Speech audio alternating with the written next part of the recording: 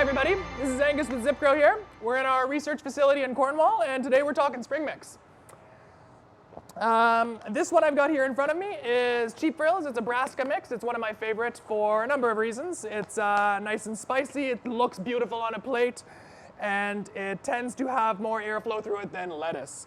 Another reason that I like Brassica mixes in general is that they're more resilient to swings in temperature and humidity, whereas lettuce can sometimes be a little bit more likely to wilt when you get it out of the farm.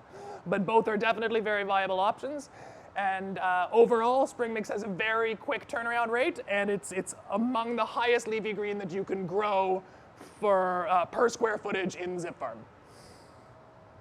So when I'm seeding my spring mix, I like to do 10 to 15 seeds per plug. I sprinkle them around on the top. I don't necessarily count them out, but the idea is you want them to be distributed over the surface of the plug and not all down inside the dibble. If they're all in there, you can get some congestion issues, some mold issues, sometimes pest issues if you don't have enough airflow and space in between your plants. So when I'm finished seeding, it goes normally into our germination chamber. We have the luxury of having a very nice germination chamber, but if you don't have such a thing, that's not a problem.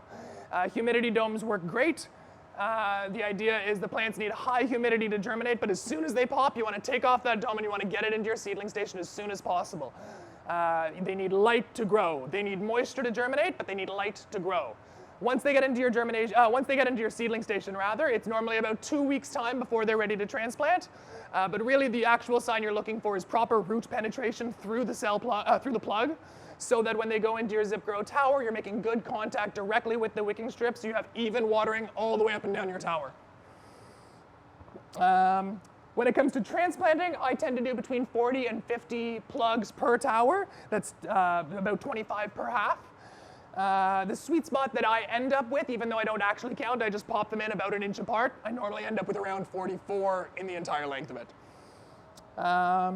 So you plant, you pop in your 44, you get it back in there, you do your whole rack, and about 3 to 4 weeks later, depending on which variety and how closely you've spaced them out, they will be ready to harvest.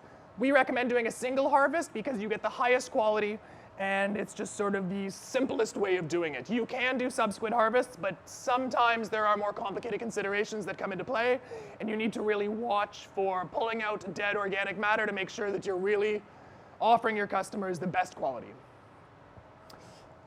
We grow our spring mix between 1.0 and 1.4 EC, between 5.5 and 6.5 pH, which is generally where most crops like to be because of nutrient uptake.